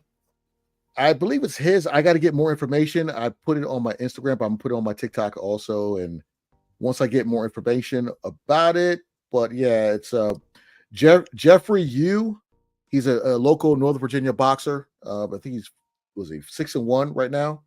4-1 with 4 KOs. So I'll be interviewing him with the panel. Let's go. Of guys, 86 boxer man Josh, he's on there. Tim Witherspoon Jr., he's on there. His father was a heavyweight fighter. So we're gonna try to do something cool, So I'm lucky enough for them to ask me to come on. So I'm gonna go on there and ask some Clubber D questions. You know what I'm saying? I'm gonna ask, all types of cool stuff like, do you have a CPAP machine? Do you use distilled water? If it's distilled water, spring water, what type of water do you use? Yeah, I'm messing with you guys, but yeah, right. I'm blessed to be on there, so it'll be fun. Check out Clubber D tomorrow, y'all. He is moving up in the world like elevators, me and you. And yeah, there you go. Check him out tomorrow. That's going to be awesome. Check out 86 Boxing as well. Obviously, they are fans of the show. We are fans of theirs. I actually watched a show of him and his boy the other night since we're subscribed, and I enjoyed thoroughly the content because they talk about a lot of underground boxers that people would never even talk about. He goes way back to like Jersey Joe and freaking before Rock Marciano. He goes like to Jack Dempsey. He goes way back like boxers. He does awesome anthologies and all of them. Like he's really, really into it. I don't know nothing about them, but I would love to learn, you know what I'm saying? But I'll once I get the link, I'll give it to you, Omar. You throw it in the chats and all that good stuff there, so everybody can see my ugly mug. Check our social. Make sure you check the Instagram. Follow Clubber D on Instagram. Follow Clubber D on TikTok. You know what I mean? All right. Let's get into the final topic of the show. Riata season, baby. Could be the biggest card of the year. I'm going to run down this card, my friend, and then we're going to talk about a few of the main fights. Obviously, not all of them, but I do want to get your quick hitters on the early prelims, so to say. So now, before you go, do you want me to let you know who I think will win, or do you want me to do a short right before this? This is next week, so you want me to do a short next week, or completely up to you if you want to, but I would keep that to the main event. So you can do the rest of them now if you want. Okay, that's fine. Yeah, that's fine. I would do the Crawford Madrimov as a short, because or that if you want to do like the top 3. But remember that you only got a minute, so you're gonna have to like try to fit that in. Yeah, that's true. That's true. Only got a minute. That's what somebody else's mom said. I had a minute too. For your dads came home. But anyways, go ahead. Also, whatever you record here, I can send to you, and you can also cut up. So if you are quick enough on here, it could be a short. I'm long-winded. Okay. All right. Let's just get to it then. Riata season card, August 3rd, next Saturday. Huge card called the biggest card of the year. The main event is Terence Bud That, you know what, from Nebraska. You know what? Versus Madrimov, excuse me. In the co-main event, you called him Isaac. I always thought it was Isaac, but now I'm reading Isak. it. It is. Isak. It's two Isak. A's. Yes, Yeah. Isaac. Oh, interesting. Isak Cruz. Cruz versus Jose Valenzuela. We also have Tim Zhu versus Virgil Ortiz. No, that got canceled. That got canceled months ago. Oh, I apologize. My apologies. Yeah, they haven't updated the card where it should be, but Virgil Ortiz fights next week against somebody else. Tim Zhu. Well, I apologize, y'all. Go ahead. No, the card online is kind of it's dicey. It's dicey. So is Tim Zhu still fighting on this card or no? No, he's hurt. He's still hurt from the Fondor fight. That big cut he got in his head. So the co-main will be Andy Ruiz versus Jarrell Big Baby Miller. Yeah, the cheater. Yep. Whoa. Okay, we'll get into that. And then you got David Morrell versus Radvijos Kalajozic, and then you got Andy Cruz. He's moving up to 205, or not 205, but he's moving up to light heavyweight because Canelo won't fight him. Oh, so we'll touch on that as well. And then finally, Andy Cruz versus Antonio Moran. That is the main card. So let's go ahead and start at the bottom. Do you have any thoughts on Cruz versus Moran? This should be a showcase of Andy Cruz. Should be a showcase of Andy Cruz. He's a Cuban brother. He's a gold medalist, Olympic gold medalist, 28 years. Ooh, gold medalist. Okay. He's 28 years old. Highly decorated boxer out of Cuba. Training in Philly. I forgot the camp he's training with, but training with the brothers in Philly. This is his fourth fight, and he's basically showcasing himself. And Teofimo Lopez was talking to Keyshawn Davis. And Keyshawn was basically like, Keyshawn back to racist cheater. So though he's from Virginia, he on my shit list right now. But Keyshawn was basically like insinuated he wanted to fight Teofimo. Teofimo was like, nah, you gotta fight Andy Cruz. You gotta work your way up, bro. So Andy Cruz is an uppercomer.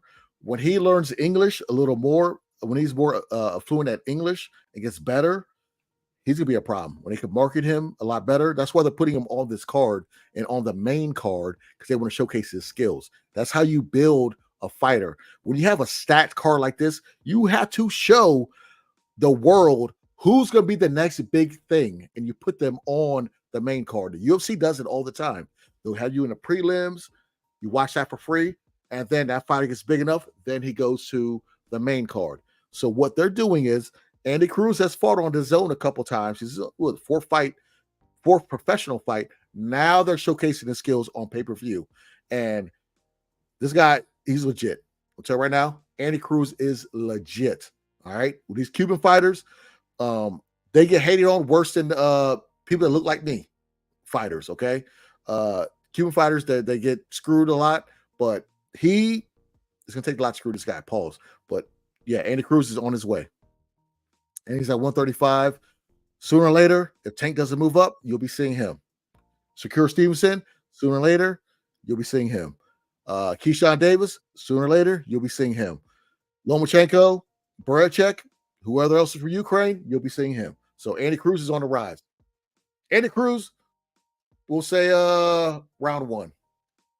Knockout. All right. There's your I honestly have heard of Andy Cruz, but I have not seen any of his fights yet. So I am excited to see this. And just to back you up on what you said earlier, Tim Zhu has been forced to withdraw from his August 3rd fight against Virgil Ortiz on the advice of a doctor following the gruesome cut he suffered in the upset loss to Sebastian Fondura. So that's the update there. Card could have been so much better, and they had Jared Anderson also on this card. Jared Anderson is fighting on this card as well. He's he's a young heavyweight. I think he's from Ohio. Wait a second. What damn card do I have? What is happening? Yeah, you probably have the old one. So Jared Anderson, you see him on Top Rank a lot on ESPN. He's the one who said that boxing was not really going to be a big thing for him, but He's undefeated heavyweight, right up and comer. If Deontay Wilder would have won his fight against Zhang, he would have fought Jared Anderson on this card. And when that happened, I told everybody, too good to be true, not going to happen. So, of course, Wilder got hit, turned around like, who hit me? You know what I'm saying? Got knocked out by Zhang. And so, so it did just get added. So Anderson is fighting Bakole. Yeah, I don't care who it is. Anderson's going to win that. It's going to be I don't care who it is.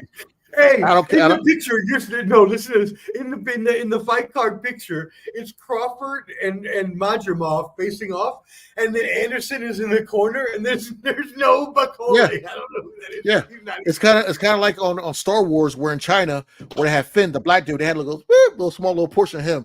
When in America, they had a big portion of him, like big picture of him. So, I know what they're doing over there. I don't even know who he's fighting. Okay, he's fighting Crocodile Dundee. You will say that. It don't matter. So Glass Joe, Don Flamingo, E Honda, Soda Popinski, he's fighting all those guys. Don Flamingo, I think I already said that. I don't know, but that's who Jared Anderson's fighting. Okay, so Jared Anderson's gonna knock him out, collect a check, and wait for a bigger fight with a better heavyweight. You know what I'm saying? So yeah, why even give that guy a picture? No disrespect to the dude. I don't know his name, but I mean, he's just, I'm not saying he's tomato canned or nothing like that, but he might be one of the things that Popeye eats. Squeeze it, spinach comes out. He might be one of those.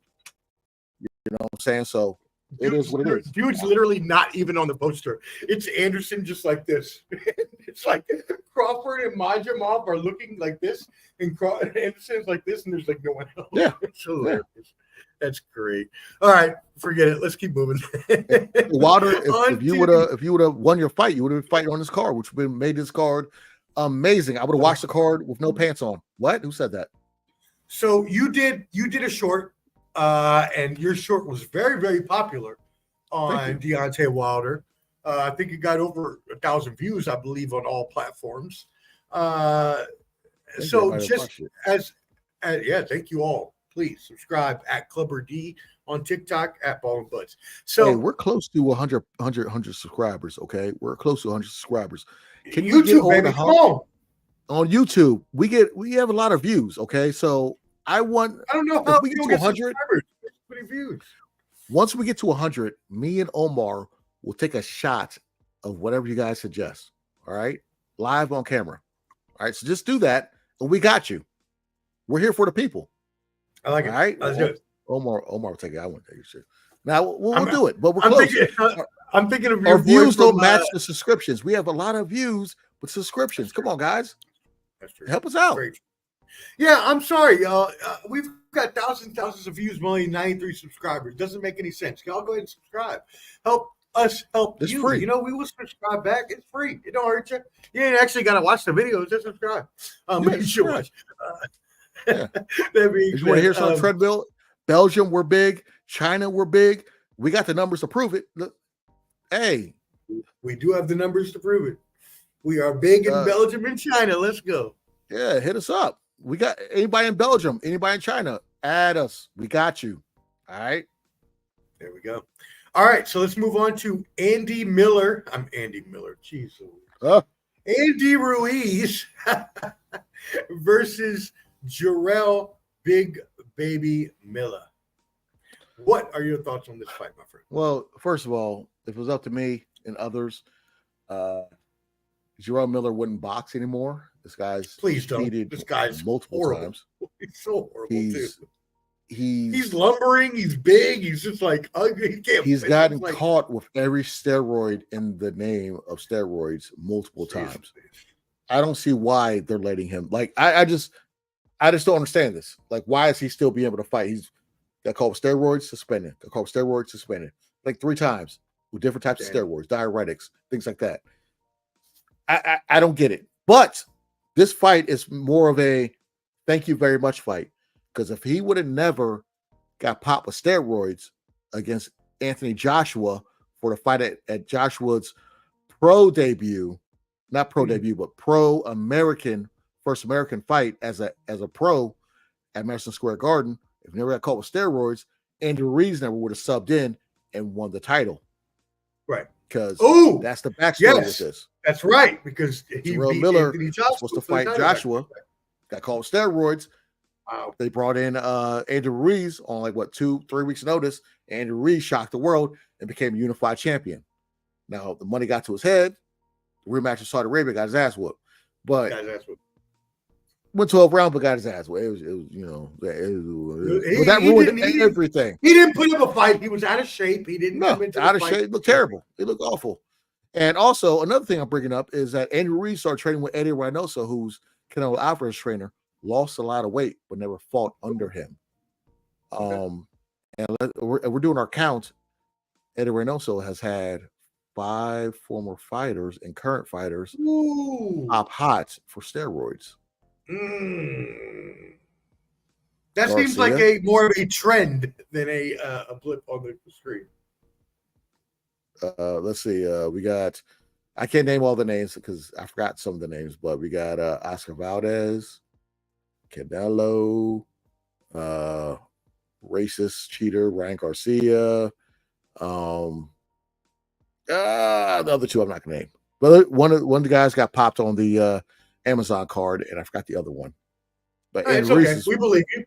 We believe Andrew Ruiz was trained by him, and he lost a lot of weight. But whatever, we're not gonna get into that. But no one talks about that. But anyways, yeah. So this fight is one of those fights where Ruiz owes Miller everything for being an idiot and being a cheater. And he got the opportunity, and he did the best of his opportunity, and which is amazing. And I do like Andy Ruiz. I do like Jarrell Miller. We last saw him getting his ass whooped by Du Bois on that undercard of I want to say, what's it? It was Joshua and Herzovic. No, Joshua never fought Herzovic. It was Joshua and oh, sorry, not Herzovic, but Otto Alwin. We watched it together. We watched it in New Orleans. We literally watched no. We watched Valdez and Navarrete in New Orleans. This fight was Joshua and Otto Wallin because Joseph Parker beat Deontay Wilder on the undercard. So that was his fight. So Jarrell Miller got his ass whooped, and this is the same press conference where he said that he told Joshua. The reason I know this is because he told Joshua in a press conference, I'll send you to the ambulance. Wilder will send you to the cemetery, talking shit to Anthony Joshua. So, and he got his ass whooped by Daniel Du Bois. And then Du Bois beat Harvick, and then now he's fighting Joshua for the IBF. And Daniel Du Bois is probably going to win that fight because he looks amazing. Anyways, but last we saw Miller, he got his ass whooped. Bad. He's fighting Ruiz. I'm going to go. Bangers. Clubs, bangers. Club. Jarrell Miller. Only reason I'm going with him is because Ruiz has not fought since he fought Luis Ortiz, I believe. And then he also fought Chris Arreola when that was debatable. I thought Chris Arreola won that fight. So Andy Ruiz has not looked like the same Andy Ruiz. How old is that guy? Oh, Chris Arreola? Yeah, exactly. This guy got knocked out by a jab by Deontay Wilder. A jab. Chris Arreola. I liked him too, but I got Jarrell Miller winning. So I don't know if it'll be decision or knockout, but I got Jarrell Miller winning. Andy Ruiz's inactivity, it's just not. He hasn't looked better with the inactivity. Now you say inactivity, and yes, he has only fought once in the past couple of years. But I mean, it's not like Jarrell Miller is a great fighter, and Andy Ruiz has proved that if he's on his game, and that's a big if, as you stated, if he's on his game, though, he can obviously beat the best of the best. He can, but it's just the thing is, he almost got taken out by Ortiz, and the Arreola fight was questionable, and that's a fight he should have just dominated. I think Jarrell Miller, with his size, he might overwhelm Andrew Ruiz. And again, yes, the fight with Du Bois, he didn't look that good, but I think he'll get together, at least for this fight, because it's in America. This is the first time Turkish Al Sheikh. This is his first time bringing his brand to America. So with him being able to train within the constraints of the US of A, I think he might show a lot better. I think he'll do a lot better. Well, at this point, I personally don't believe that either of them have a chance to win a heavyweight title anytime soon, even with the victory in this match. Is that correct? Not at all. Not at all. Okay. They're not beating Usyk. They're not beating Fury. They're not beating Joshua. They're not beating Du Bois. They're not beating Clubber D. So it's not going to happen to where it's not happening. You know what I'm saying? So they might get me. Who knows? I might be sick that day. You never know. Let's go ahead and move on to the co-main event of this card. Wow, this is going to be, I believe, a good one, and I want you obviously to give us your opinion. But we have now that I'm going to be corrected on this, Isaac. Isaac Cruz. Thank you. Isaac Cruz versus Jose Valenzuela. So, my friend, this co-main event is going to be pretty good. I mean, both of these fighters are well experienced. We've talked about Isaac Pitbull Cruz for years now on our shows, and you have been a proponent of his.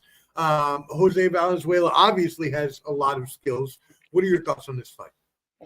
Well, Jose, I'll go by his name, Rayo. So he's young. He lost to Edwin De Los Santos, that's the guy that Shakur Stevenson just ran from the whole fight. Same thing with Teofimo Lopez. He's a good young fighter. Okay, like he had knockout of year candidate against Chris Colbert last year. This is his first fighting at 140, which might vote best for him. But he's a young fighter and he has great hands. Okay, but he's always he leaves himself open a lot. What he's going to have to do, he's going to have to counter Isaac Cruz, because Isaac Cruz likes to pressure. He's a 100% pressure fighter. I'm coming right at you. What are you going to do? How are you going to get me out your face? So he is a taller, longer fighter, but that's the big difference with this. How is he going to adapt to Isaac's style? Now, Isaac Cruz, we all remember him from fighting Tank and going the distance and putting up a good fight against Tank. Though Tank had a broken left or right hand in that fight. And Tank just had to outbox him. But Isaac is going to bring like I mentioned before, is going to bring the fight to you.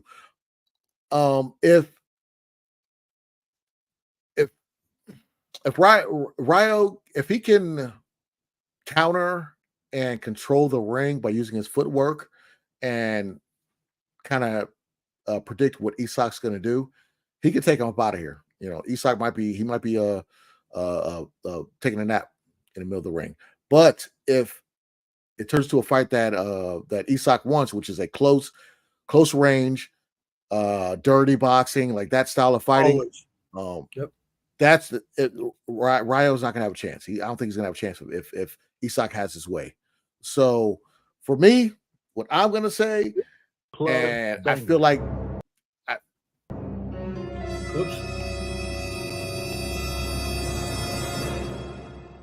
Clubs banger. This is a long one. I know. I feel like, yeah, we had a shorter one. I think that Tank's coach jinxed Isaac Cruz by saying, "Oh, we don't want Shakur. We'll go to Isaac Cruz." I think you jinxed him. So I'm going Rayo. I'm going Jose Venezuela. Okay, I'm going with him. What? I'm going with the new champion. His first fight at 140. He's going to do it. I think he's going to do it. Oh my God. I'm going with him, and it's going to be a knockout. I'm going to say 8th or 9th round. That's usually when he figures people out. 8th or 9th round, like everybody else. Damn, Daniel. Going with it. Daniel. Damn, yeah, Daniel. Damn, Daniel. Back at it again with the white van. Now with the white van, son. Back at it again with the white van. Dang right. I'm going with it. Woo! All right. Wow. He What has the an power. upset. He can do it. Go put it in the books, y'all. You have an upset. Jose Valenzuela at a 13-2, 9 KO record going over Isaac Cruz with a 26-2, 18 knockout record. Wow. Hey, just for an update, I hit up Tony. I sent it 39 minutes ago. Says he was, doing that, the what is it, the cyber stalking. Says he was active 5 minutes ago. I don't know if he just hopped on or just didn't check his messages, but hey, all right, Tony. You know what? Hey, sorry, Tony. Hey, we gave you now 3 chances to jump on with us. We really wanted you to be on. I really wanted you to debate this with Clubber D. But honestly, brother, I'm on vacation. I can't be spending too much more time on this stream as I need to go hit the casino and find some ladies. So, Tony, you are out of luck, my friend. Sorry for ya. That being said, let's move on to the main event so we can get out of here. Bud Crawford versus Israil the Dream Madrimov coming next week. Crawford is 40-0. Wow, 40-0 with 31 KOs. Obviously, the illest, from Nebraska, one of the best, if not the best, pound for pound fighter in the world. Former lightweight, former undisputed, former light welterweight, and welterweight. This is his first appearance in the ring since he defeated Errol Spence in 2023. Madrimov is 10-0 with 7 KOs, coming off a victory off of Magomed Kurbanov, earning him the WBA title.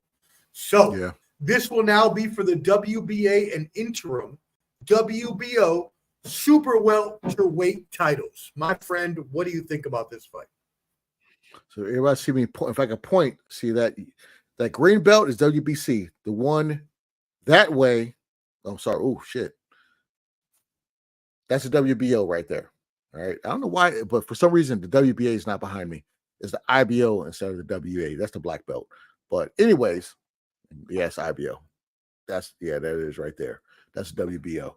But the WBA is the black one, and apparently it's not behind me. I thought it was. So Madrimov, he's actually a good fighter. He's a really good fighter, and he has power. I'm worried about Bud because Bud gets hit, and Bud doesn't mind getting hit. This is not the person to let hit you, and because you're moving up in weight. You're being comfortable at 147. Now you're finally going to 154.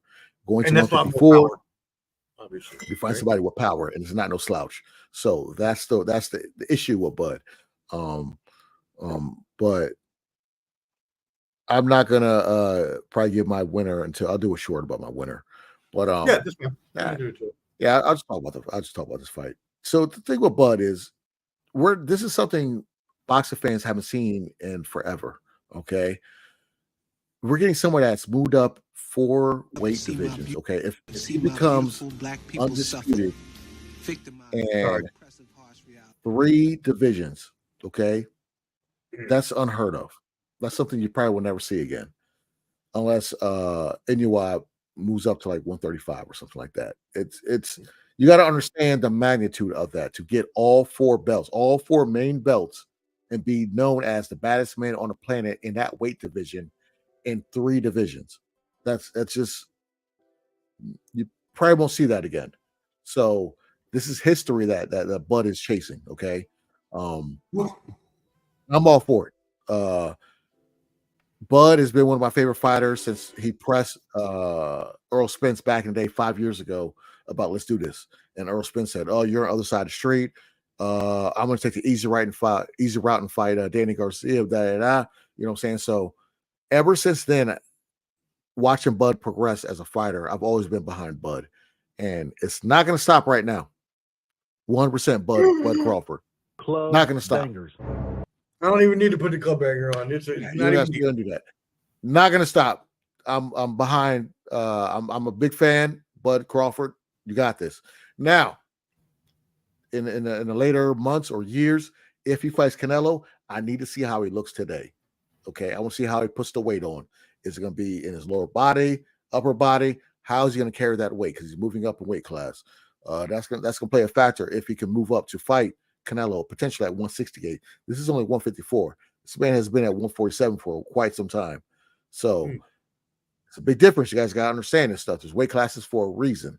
So I need to see if Bud's dominant or if he's eking out a win with this fight. But 100% going with Bud, straight up. I didn't expect anything less or different from you. Crawford is going to take this fight. Like you said, Madrimov is a good fighter, but Crawford is one of the best, if not the best fighter in the world right now. So I think more people are worried about, like you mentioned, what's going to happen after. Is he going to fight Canelo? Is he going to fight, whoever, all these different options that are available for him. But as you said, we need to see how he looks first, moving up in weight to 154. That's true. And the thing with the Canelo fight, Canelo is the cash cow. The reason why a lot of these stationary bodies, these belts don't order certain fights is because they get a portion of Canelo's purse. And if everybody's going to buy Canelo's fights, regardless of who he fights, why would they want to put him against somebody tough, like a David Benavidez, like a David Morrell? I have him lose and lose all your money. You lose your cash cow. Exactly. So if I'm getting 3 or 4% out of a possibly $40-50 million purse, right? I don't want you to lose. I want you to where the corruption. That's the corruption where it comes in. Wow. So. And Canelo, is what it is. He a cheater. He got caught with the steroids too, and Triple G called him out about that with the second fight. And we all know the first fight, Triple G won the first fight, but you got to knock Canelo out to win or be super dominant. We all know you watch that fight, Triple G won that first fight. So it's tough fighting Canelo. Triple G, you have the complexion, but you ain't got the protection. All right, you ain't red hair and freckled. All right, you from Uzbekistan, Kazakhstan, whatever you're from. Yeah, you ain't from right. Yeah. Any stands they don't care about. Yeah, no, they don't care about that. So it is what it is. It is what it is. Damn it, man. Well, hey. Look, y'all, we appreciate you tuning in. It is Ball and Buds, Clubber D's Combat Sports Special. We really thank y'all for tuning in. Make sure you subscribe at Ball and Buds. Make sure you follow on IG. Make sure you follow the new TikTok account for Clubber.D. Clubber.D. Follow that on TikTok. My friend, what else do you have before we get off of this stream? Like I said, we'll put the link out for my interview with a panel of guys with the local Northern Virginia fighter who's 4-1 with 4 knockouts. We're working with the good brothers at my boy Josh over at 86 Boxing. And I will post that on. We will post it on Facebook and Instagram. So y'all make sure you check out tomorrow where Clubber D is going to be at tomorrow night. We will post those 9 o'clock. 9 o'clock. Oh, well, that's morning time. So I was about to say, wait a second. That's kind of early. I was like, I'm not going to be up for that. No, ain't that early. 9 o'clock tomorrow night. 9 p.m. I might do one on Sunday night, depending on the timing, but we'll see. But yeah, we're gonna have some fun. We're gonna have some fun. And Clubber D and I are going to start. Yeah, Clubber D and I are going to start coming to y'all every 2 weeks because obviously this show is one of the most important on our network and more important than others. It's a veiled shot at a bunch of people, but with me and Clubber D, and again, we appreciate y'all. Ball and Buds. Make sure you subscribe. Clubber D, the Combat G, the Sports Professor. We love you. We thank you, and we are out. Once I can find the music to get us tune in. Everybody else tune in. I appreciate y'all. Thank you. He's with the millions. It's that world heavyweight flow. Championship belt wrapped around my waist. Yo, I got that Ric Flair figure flow. Slam you on the pavement. That's why they call me Street Pro. Create heat on beat close. Like Jordan after the second time he three-peated. Folks, get ready, set, let's go. Fight toe to toe, release the flow created by this micro. Lights, camera, get low. Action packed, back to back. In fact, this monster will go. Y'all better let him know. Man with the master plan, and you have no need to know. Hard like winter cold. Bust these fools. Anything less than killing whack rappers is a crime. I stay trying to get mine. Stacking value, packing venues, winning overtime. Ain't no fine timeline. Open your eyes, you're looking for the best, and this is what you find. Game is only for the bold. You came prepared, now get ready for the show. Introducing from parts unknown, your UFC and combat sports insider, Clever D, the Combat G, and the Sports Professor.